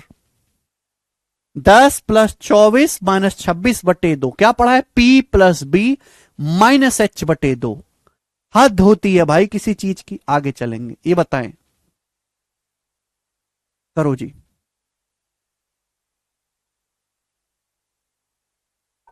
पी क्यू आर क्यू पर एक समकोण त्रिभुज है, क्यू आर 16 है, पी क्यू 12 है। केंद्र O वाला एक वृत्त इस त्रिभुज की तीनों भुजाओं को स्पर्श करता इस प्रकार उत्कीर्ण किया गया कि ओ ए पी क्यू पे परपेंडिकुलर है, ओ बी क्यू आर पे परपेंडिकुलर है, ओ सी पी आर पे परपेंडिकुलर है, ओ ए बराबर ओ बी बराबर ओ सी बराबर आर है। तो आर ज्ञात करिए।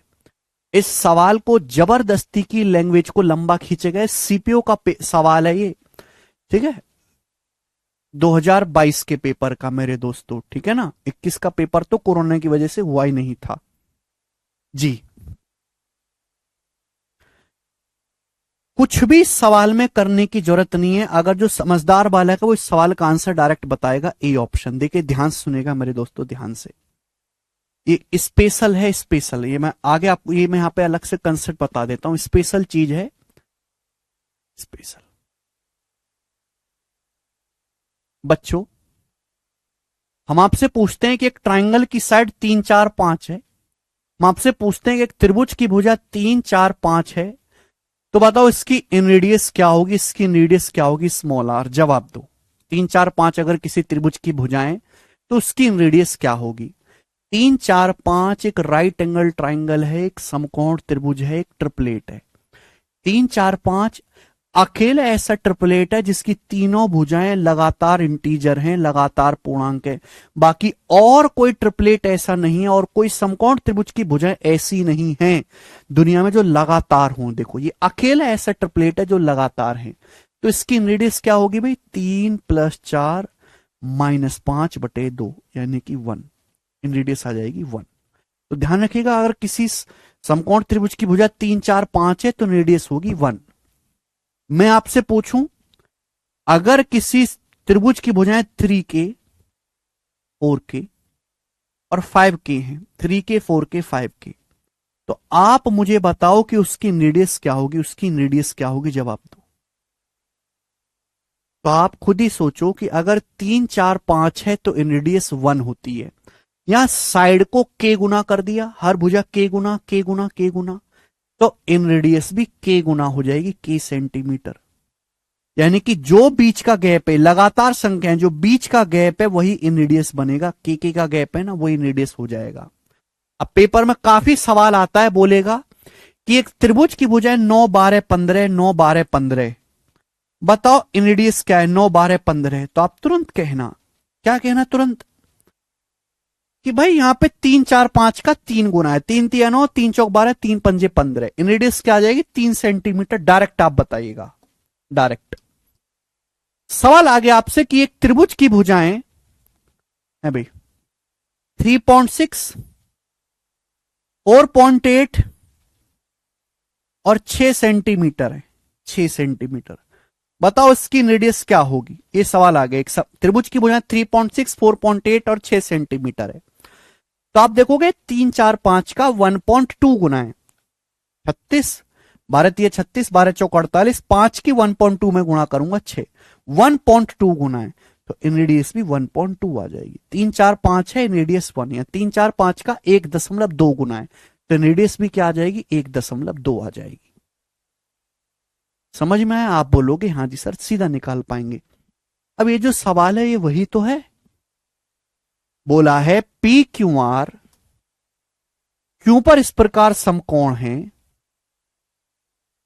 पी क्यू आर क्यों पर इस प्रकार समकोण है, ये राइट एंगल है, कि भाई क्यू आर 16 है और पी क्यू 12 है।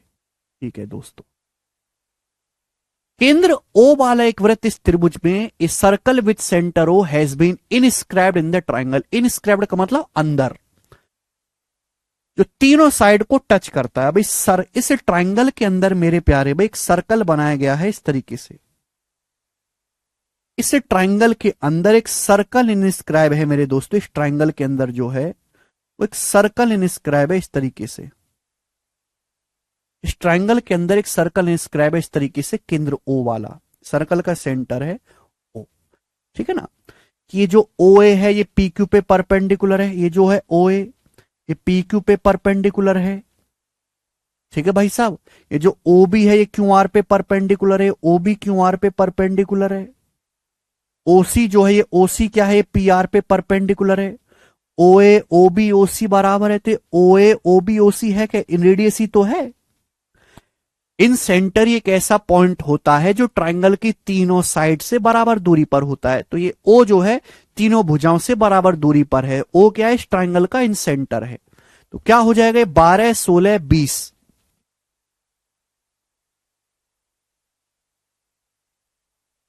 क्या आ जाएगा, 12, 16, 20, 4 सेंटीमीटर ने आगे एक सेकंड में 3, 4, 5, 1 होता है, ये 12, 16, 20 4 गुना है, तो 4 सेंटीमीटर आंसर आ जाएगा। 3, 4, 5 का 4 गुना है। खत्म। अगला सवाल बनाएंगे, नेक्स्ट क्वेश्चन बताओ,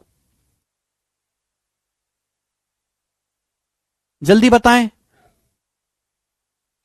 एक त्रिभुज की भुजाएं 36, 105, 111 हैं। त्रिभुज की अंतः त्रिज्या क्या है, अंतः त्रिज्या आपसे पूछी है। 36, 105, 111, जब कभी इतनी बड़ी बड़ी भुजाएं आती हैं तो एक बार चेक कर लिया करो कि कहीं ये राइट एंगल तो नहीं। 36, 105, 111 को देखो, तीनों भुजाएं 3 से कट रही हैं, 3 से। 36 3 से कटेगा 12 बार, 105 3 से कटेगा 35 बार, और 111 3 से कटेगा 37 बार। 12, 35, 37 का 3 गुना है भाई ये तो। 12, 35, 37 क्या होता है, राइट एंगल ट्राइंगल, यानी कि समकोण त्रिभुज। तो कभी कभी बहुत भयानक भुजाएं दे देता है, लेकिन जब आप देखोगे तो बहुत आसान रहेगा वो, कि ये तो समकोण त्रिभुज है।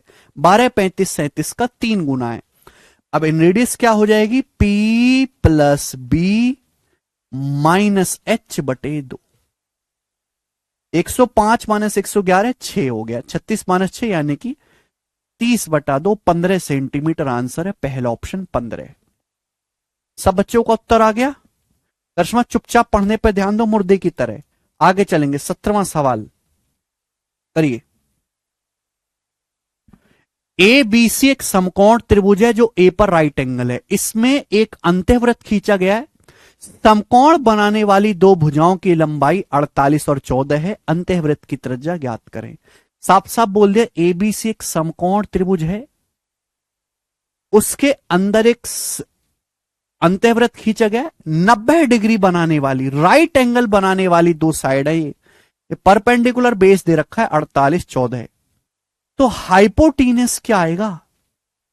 ये दो, जब मैं इसको काटूंगा रेशियो लूंगा, 48 जाएगा 2 से 24 और 14 जाएगा 7 है, तो 7 24 25 का ट्रिपलेट बन गया, दुगुना है भाई। ये आ जाएगा मेरे दोस्तों 48 14 50।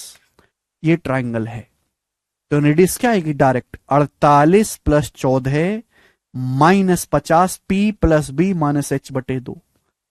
तो 14 - 2 12, 12/2 6 सेंटीमीटर आंसर है बी ऑप्शन। मुझे लगता है हर बच्चे को समझ में आया है, वो कर लेंगे। आगे का सवाल, सवाल नंबर 18 करेगा बच्चों, फटाफट करेंगे जल्दी से। वेरी वेरी बेहतरीन और जबरदस्त क्वेश्चन।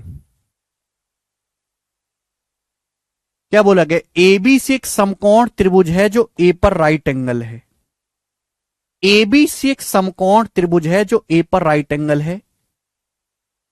बोला दो एक्यूट एंगल के, the bisector of the acute angle intersect at point M. Acute angle के बाइसेक्टर पॉइंट एम पर मिलते हैं। अगर एम की हाइपोटीनस से दूरी 3√2 है, तो एम की पॉइंट ए से डिस्टेंस क्या है? देखो बच्चों, एक समकोण त्रिभुज है एबीसी जो कि ए पर राइट एंगल है। क्या है मेरे दोस्तों? ए पर ये राइट एंगल है, 90 डिग्री है ए पर। अब बोला ये गया है दो न्यून कोणों के समद्विभाजक पॉइंट एम पर मिलते हैं, तो ये एम है क्या? एक्यूट एंगल ए बी और सी एक्यूट एंगल है, इन दोनों के बाइसेक्टर एम पर मिलते हैं, यानी कि एम जो है इस ट्राइंगल का इन सेंटर है। इन सेंटर क्या होता है? जहां त्रिभुज के तीनों कोणों के बाइसेक्टर एक दूसरे से मिलते हैं, तीनों कोणों के अंत समद्विभाजक एक दूसरे को काटते हैं, वो पॉइंट इन सेंटर या अंतः केंद्र होता है। अब यहां बी और सी के बाइसेक्टर अगर मिलेंगे तो तीसरा बाइसेक्टर भी यही मिलेगा, यही इन सेंटर होगा। ये इन सेंटर है, अंतः केंद्र। अब बोला है इस इन सेंटर की हाइपोटीनस से दूरी 3√2। हाइपोटीनस से दूरी का मतलब इस इन सेंटर से हाइपोटीनस पे परपेंडिकुलर डाला, परपेंडिकुलर ये परपेंडिकुलर 3√2 है। इन सेंटर की हाइपोटीनस से दूरी क्या होती है भाई? इन रेडियस होती है। इन सेंटर त्रिभुज की तीनों भुजाओं से बराबर दूरी पर होता है, वह दूरी क्या होती है? इन सर्कल की रेडियस स्मॉल आर। यानी कि यहां पे सवाल है एकदम आसान, बट कुछ भी सीधा सीधा नहीं कहा गया है, इसलिए कभी भी तोते की तरह रटने से काम नहीं चलेगा जब तक आप हर एक बात का मीनिंग ना जानो। कोई रट लेता कि ये तो ये वो चीज समझ नहीं पाता कि एम क्या है। जहां त्रिभुज की तीनों भुजाओं के तीनों एंगल के बाइसेक्टर काटते हैं, वो इन सेंटर है, तो एम इन सेंटर हो गया। अब इन सेंटर की हाइपोटेनस से दूरी क्या होती है? इन रेडियस होती है, स्मॉल आर। आप बोलोगे हां जी सर बिल्कुल सही, लेकिन पूछा क्या है? पूछा एम की ए से दूरी आपसे, तो ये दूरी पूछा है, बताओ ये दूरी कितनी होगी? ये वाली दूरी आपसे पूछिए, बताओ ये दूरी कितनी होगी? जवाब देंगे। तो ये हमने आपको समझाया है, मैंने तो जस्ट अभी आपको समझाया। किसी भी राइट एंगल ट्राइंगल में मेरे प्यारे भाई, किसी भी समकोण त्रिभुज में इन सेंटर होता है और ये ऑर्थो सेंटर। इन सेंटर और ऑर्थो सेंटर के बीच की दूरी होती है √2r। कोने में हमेशा स्क्वायर बनता है, दूरी आएगी √2r। r यहां पे 3√2 है, r यहां पर 3√2 है। 3√2 की भी √2 में गुणा करेंगे तो 6 सेंटीमीटर आ जाएगा। 6 सेंटीमीटर सवाल का आंसर था सी ऑप्शन 6। √2r r कितना होता है? 3√2। तो √2 को 3√2 में गुणा करेंगे तो 3 दूनी 6, 6 सेंटीमीटर आंसर।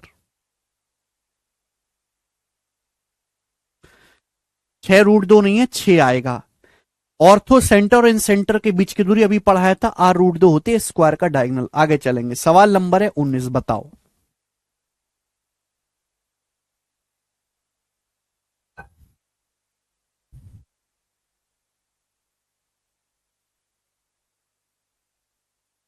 बच्चा कह रहा है सीटी के आने से हम लोगों का क्या फायदा होगा? आपका कोई फायदा नहीं होगा, सरकार का फायदा होगा। एग्जाम करवाने में पैसे कम खर्च होंगे, बार बार हर उसका एग्जाम करवाने में इस देश के आम टैक्स पेयर का फायदा होगा। वो टैक्स दे रहा है और बार बार वो फर्जी के पेपर करवाने में, प्री में फेल करने में बालकों को पैसा बर्बाद हो रहा है। ठीक है भाई, अलग अलग छांट छांट के फेल करने पड़ रहे हैं प्री में बालक। तो एक ही बार पेपर ले लेंगे तो आसानी रहेगी, वो टैक्स का पैसा बचेगा, वो कहीं और लगेगा काम में। हर बार आपका फायदा थोड़ी ना देखा जाता है, केवल अपने फायदे के लिए बैठे हो क्या? देश का फायदा भी देखो कभी। उस त्रिभुज के अंतःवृत्त की त्रिज्या क्या होगी जिसकी भुजाएं 51, 37 और 20 है? बताओ। उस त्रिभुज के इन सर्कल की रेडियस बताओ जिसकी भुजाएं 51, 37 और 20 है। बच्चों, ये कोई राइट एंगल ट्राइंगल तो है नहीं, ये तो कोई रैंडम ट्राइंगल है भाई। आपसे पूछे इसकी इन रेडियस, तो इन रेडियस कैसे निकालेंगे? आर बराबर डेल्टा बटे एस। ना तो ये राइट एंगल ट्राइंगल है क्योंकि ना तो ट्रिपलेट है ना इक्विलेटरल है, तो आर बराबर डेल्टा बटे एस। तो मुझे निकालना इसका एरिया और सेमी पेरीमीटर। सेमी पेरीमीटर क्या होगा? तीनों को जोड़ के आधा कर देंगे। 51 प्लस 37 प्लस 20 कितना आएगा? 108। 108 बटे 2 यानी कि 54। सेमी पेरीमीटर यहां से 54 आ गया, 54। तो एरिया क्या आएगा मेरे दोस्तों? डेल्टा बराबर रूट एस, एस का मतलब 54, S minus A. 54 minus 51 3, 54 minus 37 17, 54 minus 20 34। Heron's formula root S, S minus A, S minus B, S minus C. अब 34 क्या होगा मेरे दोस्तों? 34 का मतलब होता है 17 दूनी 34। मैंने ऐसे क्यों लिखा? क्योंकि दो संख्याओं की गुणा है, फिर अंडर रूट ले लेंगे, आसानी से निकल जाएगा। अब 17 गुणा 17 का अंडर रूट तो 17 आ जाएगा ना। बचा क्या? 54 गुणा 3 गुणा 2, तो 54 गुणा 6, ये हो गया जी 324। 324 का अंडर रूट आ गया 18। तो 17 गुणा 18, 54 गुणा 6 होता है 324, 324 का अंडर रूट 18। तो ये एरिया आ गया जी 17 गुणा 18। समझ में आया? आप बोलोगे हाँ जी सर बिल्कुल सही, कोई परेशानी नहीं। जी शशांक, तो एरिया आ गया ट्राइंगल का 17 गुणा 18, और सेमी पेरीमीटर कितना है जी? 54 सेंटीमीटर। तो क्या आएगी रेडियस? 18 3 54, 17 बटे 3। 17 को 3 से भाग देंगे तो 5.66 आएगा मेरे दोस्तों, अप्रोक्स में 5 से ही 2/3 यानी कि 5.66। 5.66 सेंटीमीटर अप्रोक्स में सवाल का आंसर आएगा। ठीक है भाई, कर पाओगे? आप बोलोगे हाँ जी sir.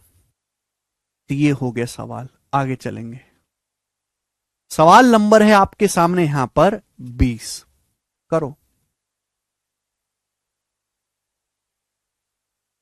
Last question. P Q R एक इक्विलेटरल ट्राइंगल है जिसकी साइड 10 है, भुजा दी है 10। इसकी साइड आपको स्मॉल ए 10 सेंटीमीटर दिया है।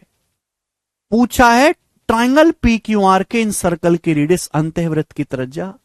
इन सर्कल की रेडियस स्मॉल आर बराबर a/2√3, a/2√3 सेंटीमीटर। ये सवाल का आंसर आ जाएगा। 2 से 10 जाएगा मेरे दोस्तों 5 बार, तो 5/√3 सवाल का आंसर है। पहला ऑप्शन करेक्ट है। बात खत्म। आज की क्लास को हम इतना ही रखते हैं, बाकी हम कल करेंगे। बाय।